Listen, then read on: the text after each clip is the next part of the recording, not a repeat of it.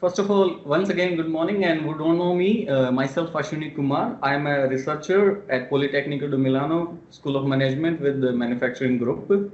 Today, we are here with the fourth webinar in our DaCapo training and webinar series. What about DaCapo is a EU Horizon project on digital assets and tools for circular value chains and manufacturing products. Our mission is to develop human-centric digital tools and services to enhance the adoption of circular economy strategies across manufacturing value chains and the product life cycles by focusing on key areas such as new digital tools, assets, AI-based systems, process and products in digital twins, which will significantly improve the circularity and efficiency of critical raw material in manufacturing, also improve the sustainability. In our DaCapo consortium, we have 15 partners from 10 different European countries, which is visible in the right side of the slide. You can see that where they are geographically located. More in depth about this training and webinar series, which is hosted by the Polyme Manufacturing Group, also which is a partner of our DaCapo consortium, which aims to empower professionals for the twin transitions by providing valuable knowledge and tools to advance circular and sustainable products, processes, and business models. In these webinars, you can expect to gain insights from industry and academic leaders. Also, you can expect to engage with peers and share ideas and take practical insights or actionable strategies for real-world impact in your organization. In today's webinar, we have with us Nika Jennifer, who is a scientific collaborator at SUPSI, and today's webinar titled as Streamlining Sustainability and Circular Economy Decision Making through the GRETA platform, which she will go in depth in a bit. Before I hand over to Nika, there are some housekeeping rules. For the successful webinar, please keep your microphone on mute, use the chat box for comments and questions, raise your hand for any kind of intervention. Now platform is to you, Nika. I will stop sharing. Okay, thank you. Okay.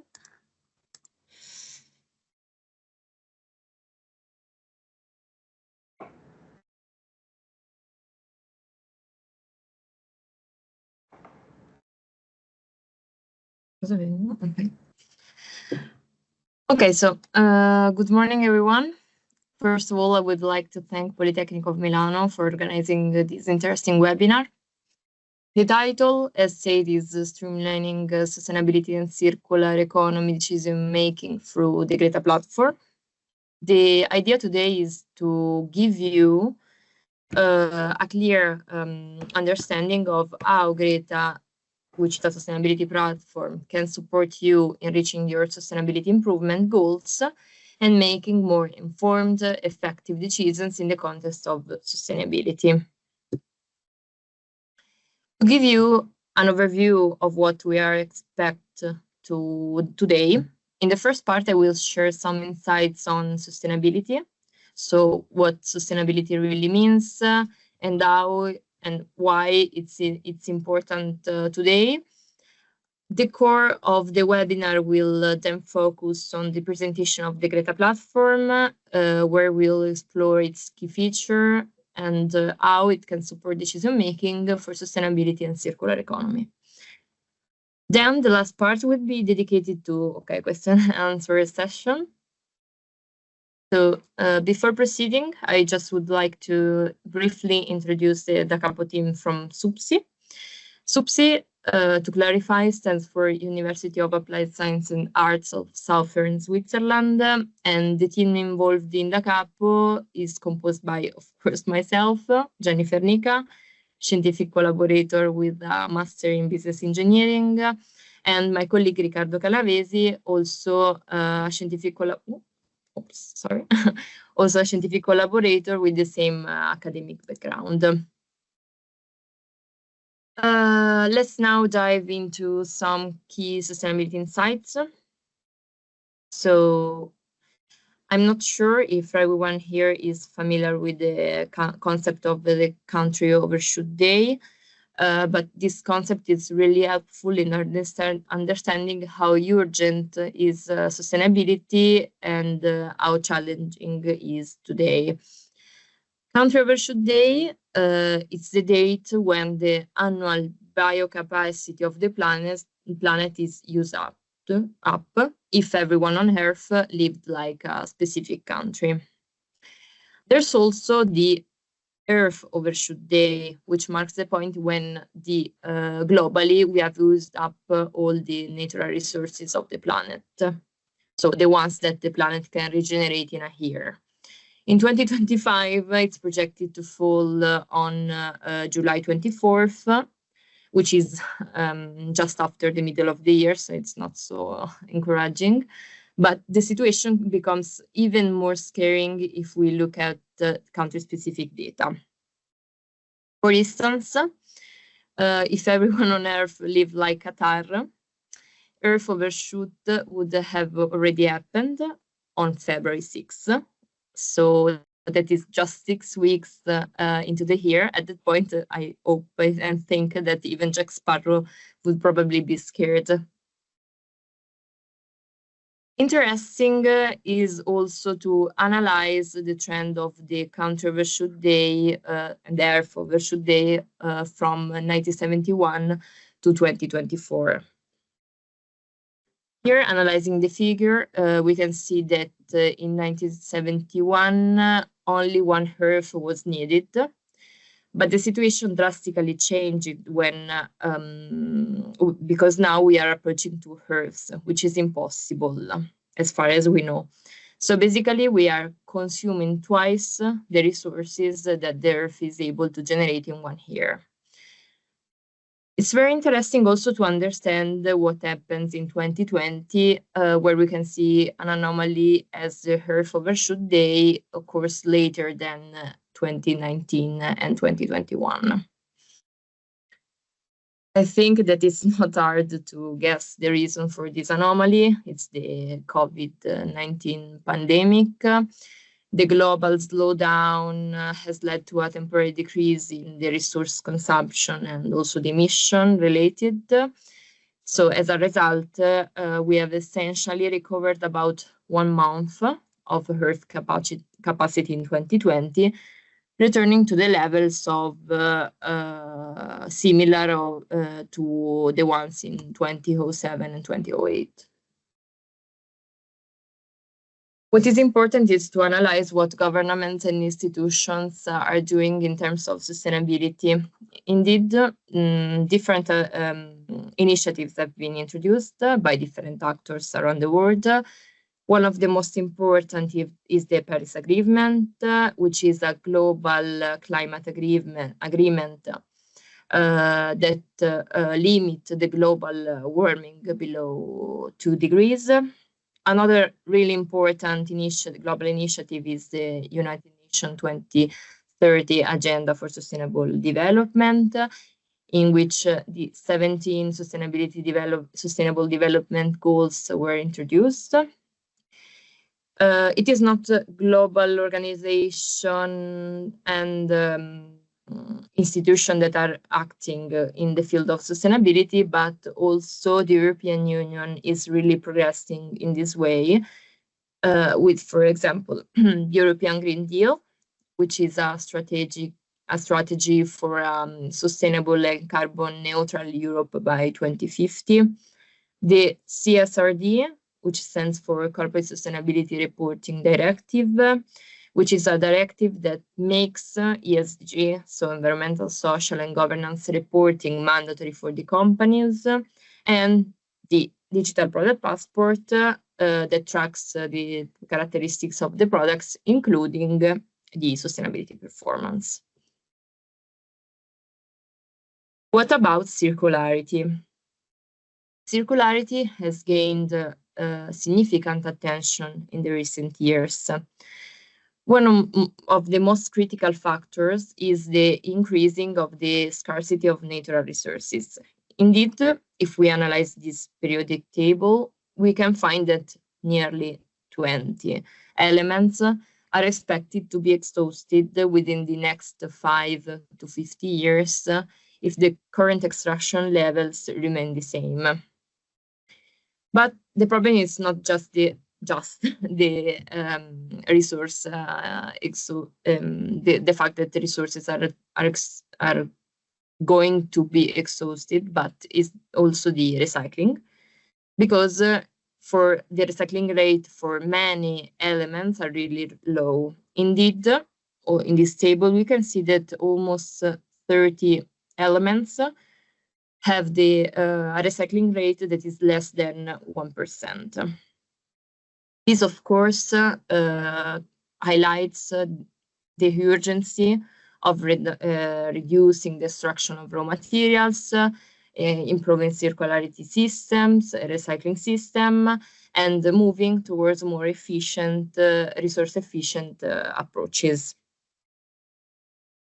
In this table, we can see that there are also some really alarming elements, as the ones shown in the slide, as they are in the same time destined to be exhausted in the next 50 years, and there are also elements with a recycling rate of less 1%, which increase really the concern on this issue. Focusing on the European Union, circularity is becoming really important because we have some EU facts. More than 2.1 billion tons of waste are generated in EU each year.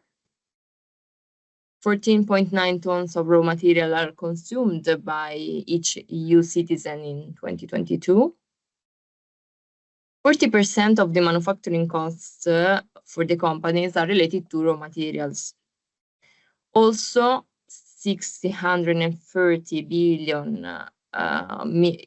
euros in economic losses per year due to inefficient resource use. Another important thing is that 80 to 100% of some critical raw materials are imported in EU, and also more than 80% of the product's environmental impact is determined in the design phase. Another important fact is the emissions related to the EU industry could be reduced by 56% by implementing circular economy strategies.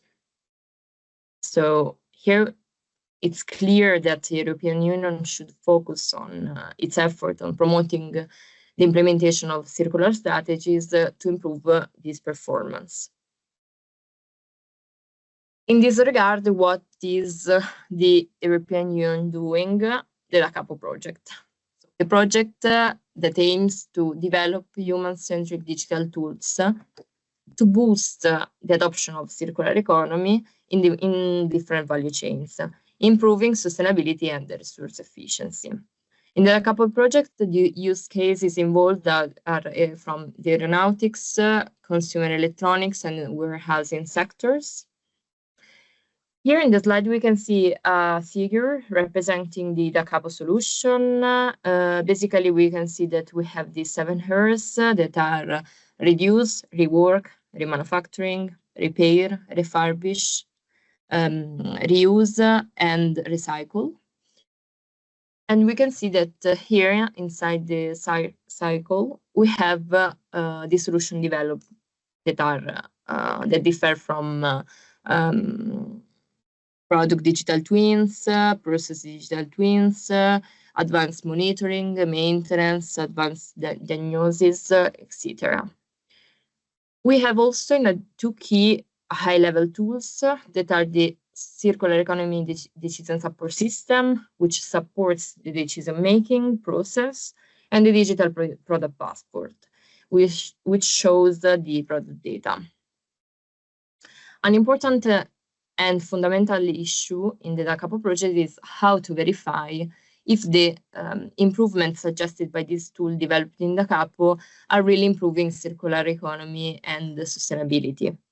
In the solution, in this case, is the GRETA tool, which is developed by SUPSI, that is a sustainability assessment and decision-making tool integrated in the CE DSS. So what is the GRETA tool? Before introducing GRETA, it's just necessary to clarify what sustainability is. So in 1987, the United Nations defined sustainability as meeting the needs of the present without compromising the ability of future generations to meet their own needs. This definition underscores the importance of taking action today to avoid compromising the well-being and the resources of the future generation. But when we think about sustainability, we automatically focus on the environmental part. So because it is the most mature and the widely addressed pillar of sustainability. But according to the triple bottom line framework, which is a fundamental concept in the field of sustainability, sustainability is the intersection of the three key dimensions that are planet, which means environmental performance, people, so social performance, and profit, so economic performance. So sustainability is in the intersection of people, planet, and profit. How can sustainability be assessed? Sustainability can be assessed using a methodology that is called life cycle assessment, LCA. This methodology evaluates the sustainability impact of a product, process, or service throughout its entire life cycle. It's important to clarify which is the term life cycle because this refers to all the stages involved in the product's life. So from the extraction of the raw material to the manufacturing, distribution, use, and end of life. The final stage of the end of life may be different because can mean the actual disposal of the product, such as landfilling, incineration, or the end of the first life of the product, which can be reintroduced into the cycle with processes like recycling manufacturing, gaining a new second life.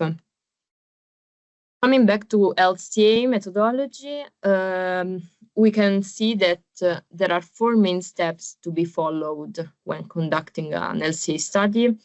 The first is the fundamental and is the goal and scope definition, which defines the reference product, the functional unit, and other important parameters. Then we have the collection of the input and the output of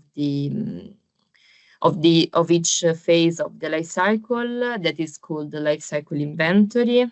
Then we have the core part that is the life cycle impact assessment, and in the last part that is related to the interpretation of the results and definition of improvements.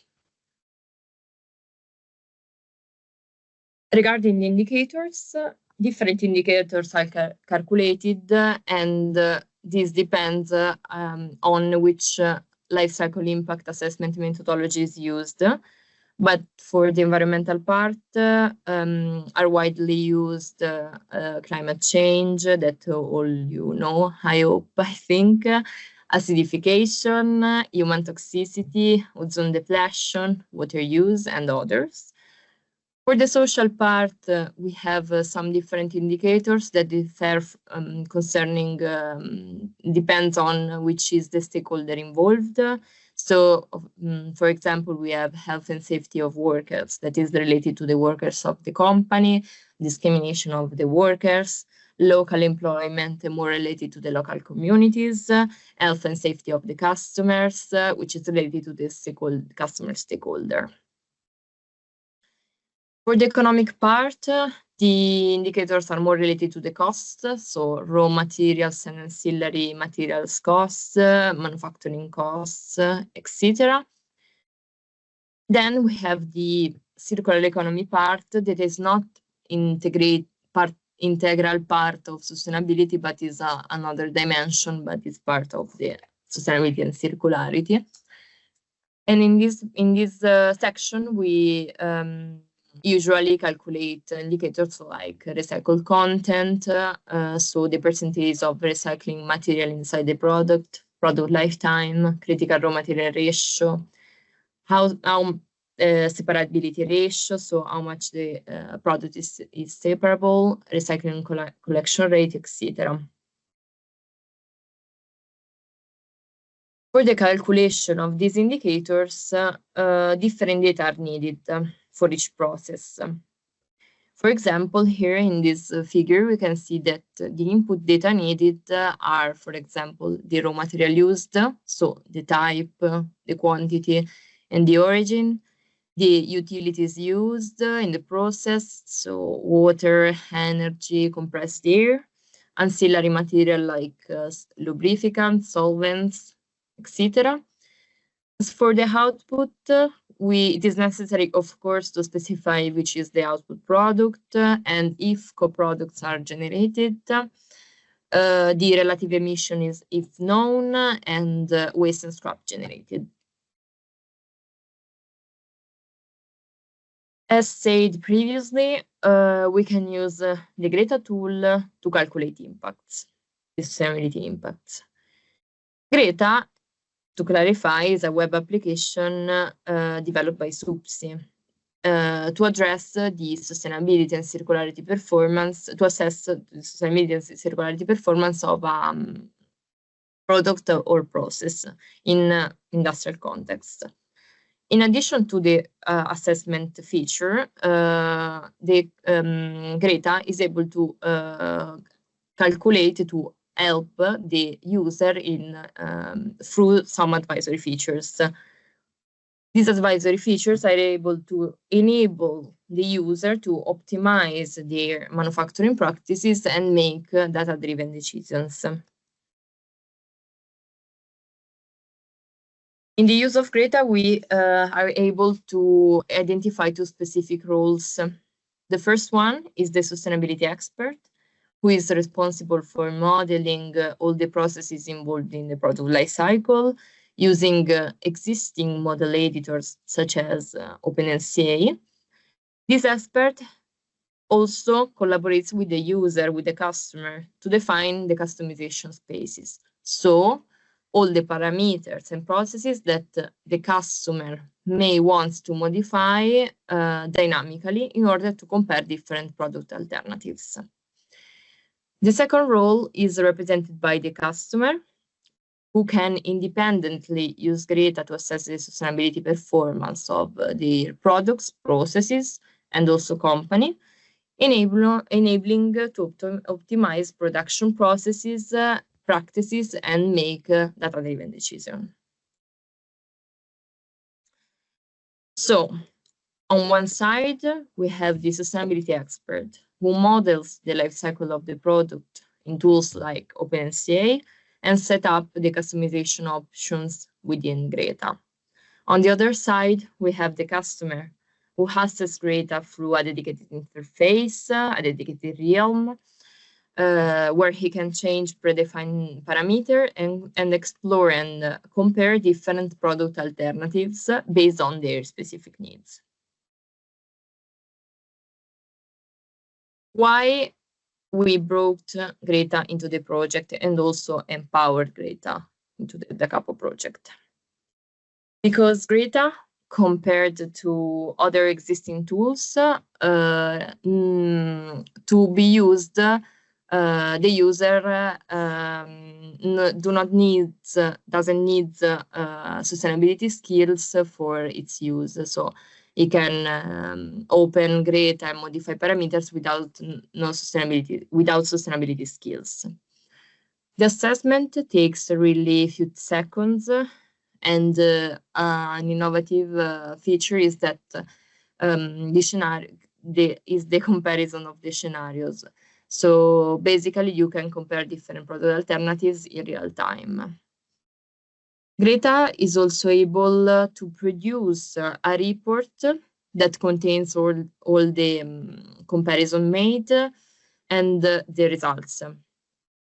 The inventory data can be, so the data needed, so quantity of raw materials, energy used, etc., can be collected from real production environment via IoT, so Internet of Things. There are also advisory features that are artificial intelligence and that are using artificial intelligence and machine learning, which are those developed in DaCapo, and the user can leverage GRETA to perform some eco-design. In this sense, so for the eco-design part and also to support the decision-making, the user can leverage GRETA through these two different approaches. The first one is that he can compare or she can compare different product alternatives in real time through this dynamic LCA. So for example, evaluating the environmental impact of a plastic, virgin plastic bottle that is recycled at the end of life versus a recycled plastic bottle incinerated at the end of life. On the other hand, the user can leverage the AI advisories that are one related to the hotspot identification, which is the identification of the product features that have the greatest impact on the environment. On the other hand, the user can use the best customization advisory. So the tool is able to suggest the best product configuration within the constraint to minimize environmental impacts. Okay, to enable you to better understand what GRETA is, I will show you the tool in a demo. So,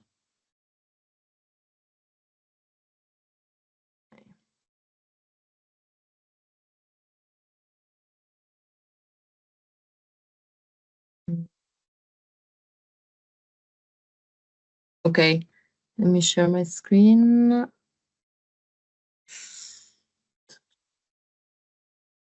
Can you see GRETA? Okay. Okay, so basically this is the interface, the GRETA interface. This interface is quite different to the one that the customer can see, because this is the expert, the sustainability expert version, okay, but these three tabs are common. So basically here we have the tab with the projects, the tab with the scenarios, and the comparison feature that I will show you in the next few minutes. So basically in the tab of the project, you can find all the projects available. A project usually means a product. So in this case, I will show you the product that is the heater. This is just an example, is a simple model that we use for just for showing the feature, the GRETA features. So if you go inside this project, oh, okay, we can see all the scenarios related to this project. Here there are a lot of scenarios, okay, already predefined, but basically we have, for example, this scenario that is the heater that is produced with plastic PET. On the other hand, we have the heater made by ABS and made by PP. So these are scenarios that represent different product alternatives.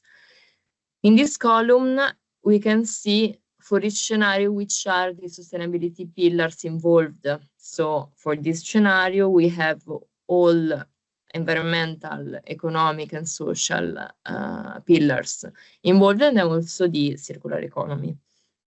In this one, just the environmental part, for example. If you go inside this heater extended, which is the original product, so the original model that we created for the heater, we have this visualization. So basically here we can see the BOM structure of the heater. The heater is our reference product.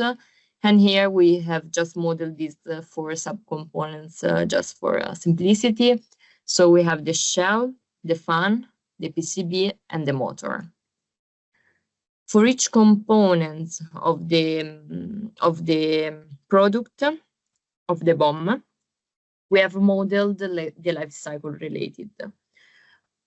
So starting from the heater, we have modeled the life cycle phases that are the manufacturing of the ITER, which means the assembly of the 4 subcomponents, the distribution of the ITER, the use phase, the reverse logistics, and then the end of life, which is in this case basically the disassembly of the ITER.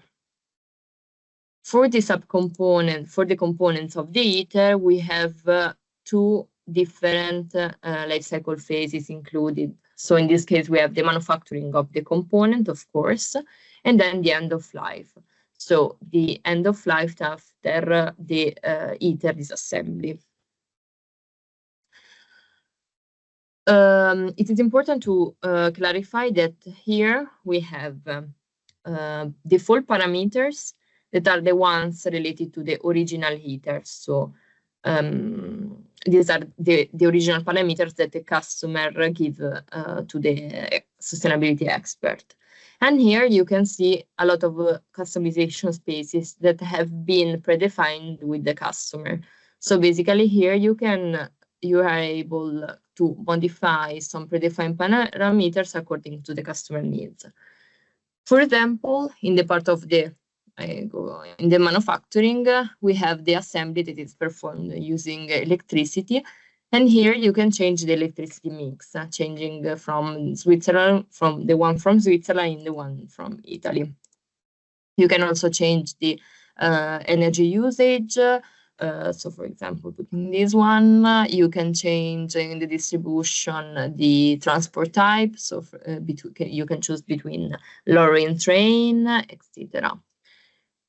Once modified,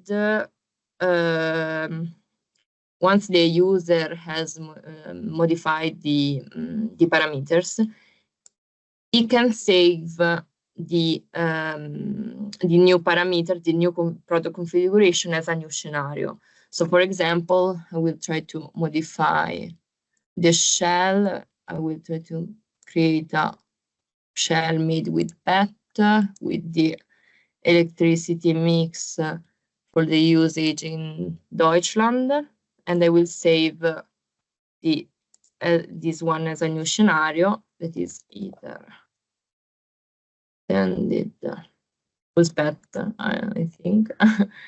And yeah, confirm, and once saved, if we come back to the project, we can see that we have the either extended the PET and okay, it was disassembly in Deutschland, no usage in Deutschland. Okay, coming back to this visualization, here we have also other functionalities that are really interesting. The first one is that here you can already perform the assessment. So clicking here the execute assessment, you can see that in few seconds, not minutes, the assessment has been performed. So basically here you can choose which is the sustainability pillar under analysis. In this case, here we are in the environmental part. And through this chart, you can see for each indicators that are a little bit, I don't know if you can see them, but here we have the climate change, not human toxicity, okay? You can see for each indicator, which is the contribution of each life cycle phase. And here you can see that the most contributing phase is the manufacturing. We have also another visualization, that is the table visualization, where you have all the indicators, the unit of measurement, and the raw values of the impacts of each life cycle phase with the contribution. We have also this visualization that allows the user to see the contribution trees, so the contribution of each life cycle phase on each component of the ITER.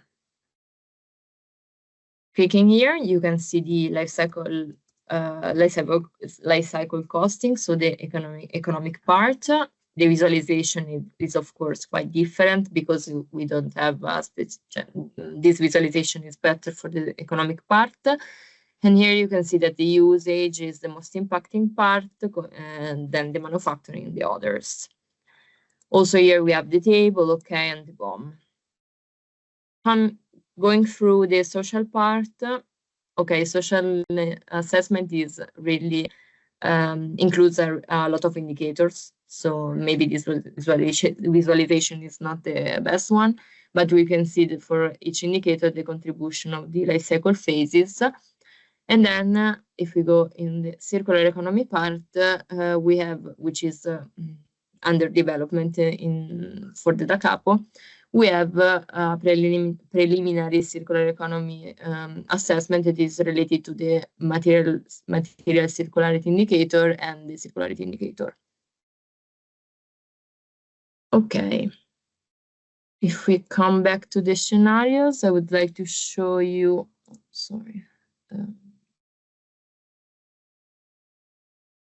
To show you an advisory feature.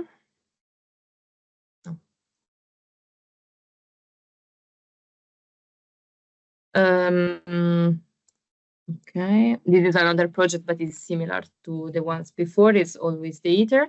And here, from this tab, the user is able to use the two AI advisory that I mentioned before.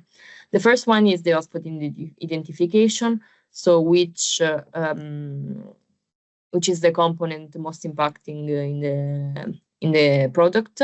So here we can choose the assessment type. So in this case, there is just LCA, and then you can select also which is the indicator on which to perform the algorithm. In this case, all the indicators. Okay.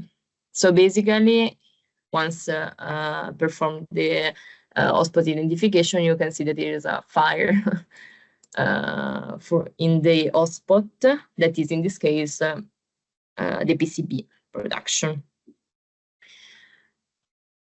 Going through the other advisory, which is the best customization. Here, clicking here, enable advisory tool, and a menu is open where you can choose the type of algorithm, that is binary search or brute force.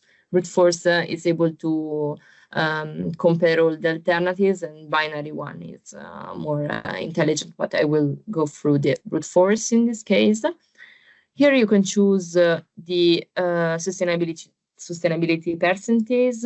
If it is 100%, means that the customization, it's just focused on the sustainability part. Here I will go, no, sorry, this one. I'm going to put 3 because this is just a predefined template. I will put here 3 because we have 3 different plastic materials alternatives for the shell. Then the impact indicators, I will select all the indicators, but if you want, you can select the indicators, the interested indicators, and then I can perform the optimization. Okay, once performed the optimization, you can see that here in the project where you can see the scenarios, the 3 different scenarios have been created. So here are the 3 scenarios that I selected. So one using PET, one using PP, and one using ABS. Here you can see also the final score of the assessment. So the ones with the highest level will be the best customization. Analyzing one of the most important features of GRETA, that is the comparison feature.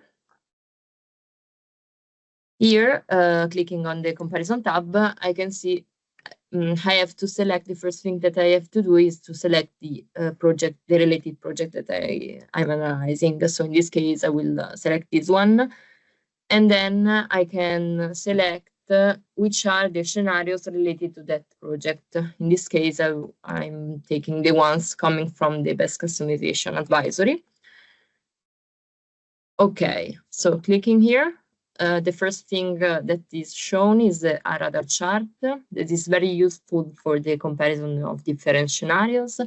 You can see that Here is represented just the scenario that I've selected, of course. It is marked in blue, highlighted in blue, and the color is indicated here in the scenario.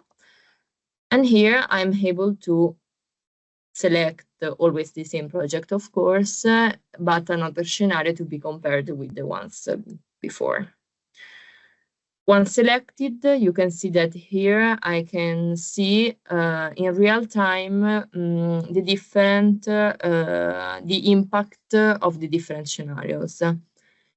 So here you can see that the first scenario, that is the shell produced with the PP, is best compared to the shell produced in ABS, because we have 18 out of 25 indicators where the PP shell is better than the ABS shell.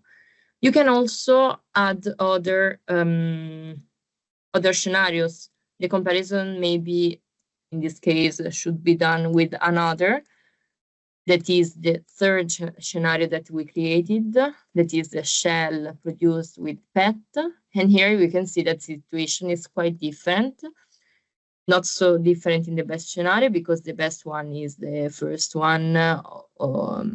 So the ether with the shell produced in PP. But we can see that the second best performing is the one made in ABS, and the third is the one made in PET. Another important feature is that here in the comparison space, you can also create new scenarios.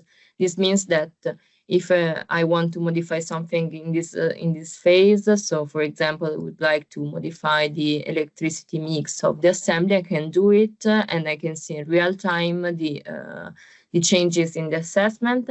And also, once modified, I'm able, as in the scenario part, to save the new scenario. So this may be the new scenario that is assembled in Italy, not in Switzerland. Of course, we have the radar chart, that is a visualization feature, but also we have the table that is clarifying the and explaining which are the raw values of the impacts, and also reporting the indicators in which the scenario is better than the other scenarios.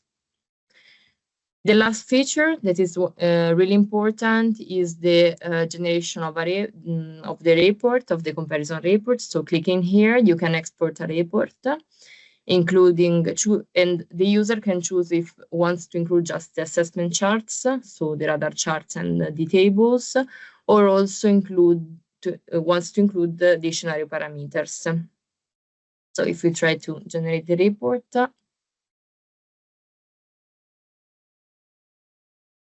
okay. You can see that here we have the comparison of the three scenarios generated through the advisories, and here I reported the tables that I showed you before. Then, okay, here we have also for each scenario the parameters related. This is really useful for the user, because in the case that he has performed the assessment some times ago, a month ago, for example, and he didn't remember which are the parameters inside each scenario that he compares. Okay, and that's it. Maybe I can come back to the presentation. I don't know if we want to go through the question and answer session through GRETA, or not. Maybe I can share once again the presentation. Okay, so question and answer.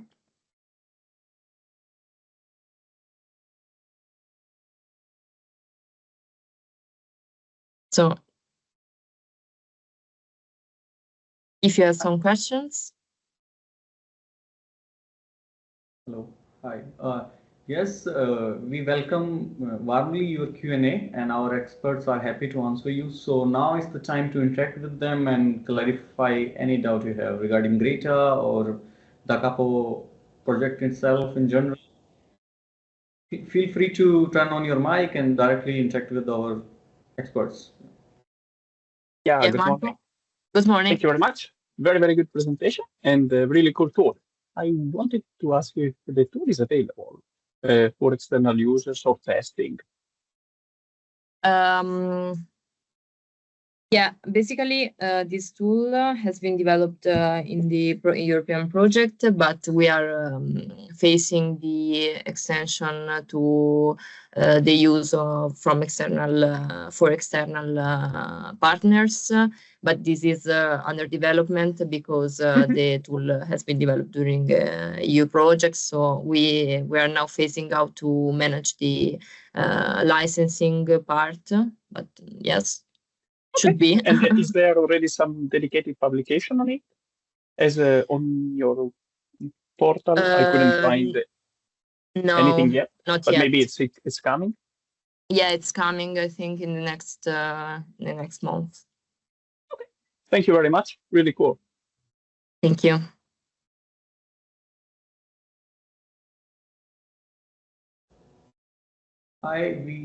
We can really accommodate a few more. Please feel free.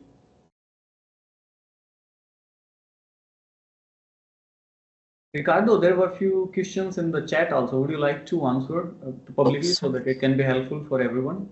Yes, I see that there is a question regarding the difference between other tools, for example, OpenCA and GRETA.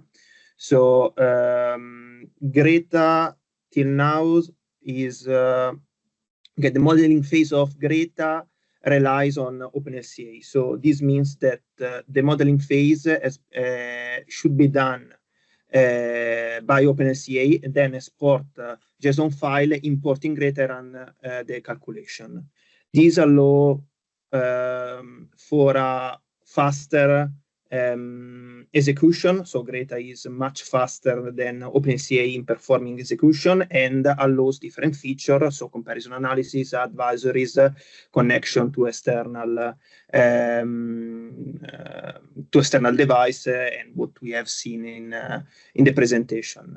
Is planned also to develop the model editor inside GRETA. So this will be a new feature. So we are working on it. We are trying to develop a user-friendly model editor. So not like OpenSCA that is super that has a lot of feature but not super user-friendly. So we are trying to mixing different model editors and then allows the user also to model in GRETA. Thank you. Nika, I see there are a few more questions. Would you like to answer? Yeah, I can see. Will the tool be for free for companies? No, we are trying to set up a licensing model. And the other question was, how do you see the decarbonization targets for industries, particularly manufacturing of building materials? Are we aiming for net zero in 2050? It's difficult to answer to this question because, I mean, we are approaching 2030, that is near. So I don't know if it will be possible to achieve the objective for 2030.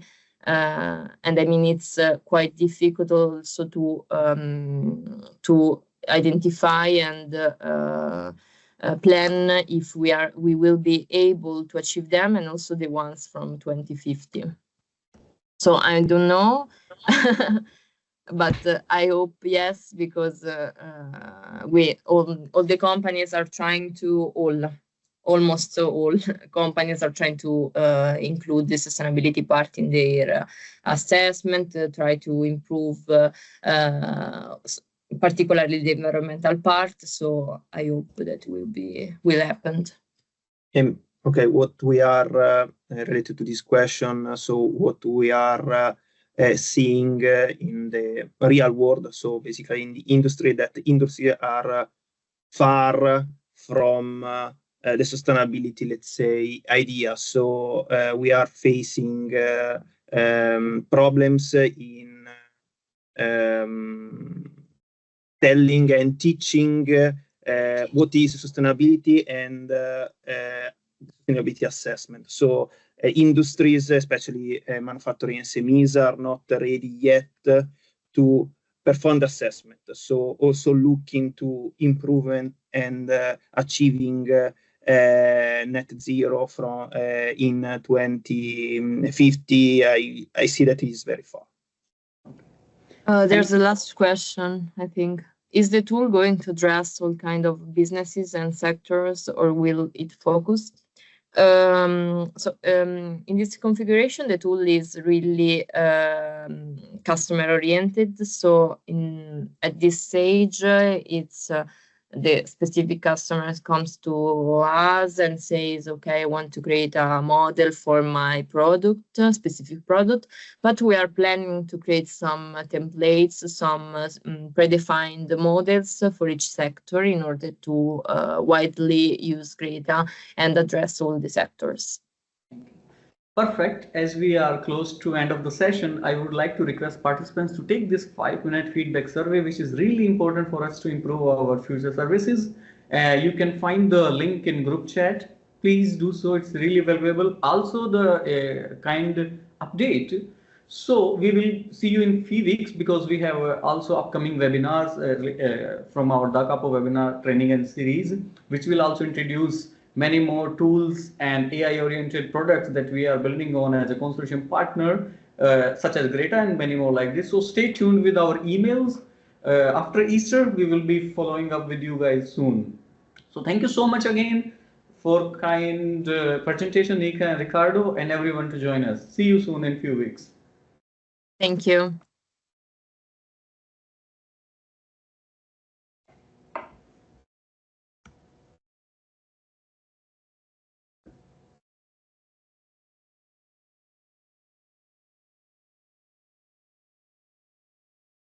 Hi, Nika. I hope it was good. Yeah. Yeah, Ricardo, it's writing some. Okay. Perfect. Okay. Thank you very much. Thank you, everyone. Yeah. I hope meeting will end soon in few minutes, I guess. So if you want to. Bye-bye. Bye-bye. Bye. Thank you.